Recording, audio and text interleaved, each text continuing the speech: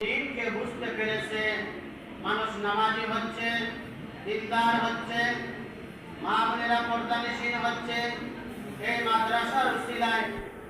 এই মাদ্রাসাগুলো যদি না থাকে তাহলে ধীরে ধীরে মানুষ দিনকে ভুলে যাবে, মানুষ দিন থেকে দূরে সরে যাবে, মানুষ বেনামাজি হবে, মানুষ বেপর্দা হবে। এই জন্য দিনকে টিকিয়ে রাখতে দিনের মজবুত পুঁথি মসজিদ এবং মাদ্রাসা এগুলোর খেদমত করতে হবে, এগুলোকে যথাযথভাবে আমাদের খেদমত করতে হবে যাতে কিয়ামত পর্যন্ত এগুলো চলে। এই সাধনা, এই চিন্তা, এই চেষ্টা আমাদেরকে করতে হবে ইনশাআল্লাহ। আমরা অত্যন্ত আনন্দিত মাদ্রাসা নবনির্মিত যে ভবন, ইনশাআল্লাহ আল্লাহ পাক চাহে তো অতি দ্রুতভাবে তার কাজ সম্পন্ন হবে।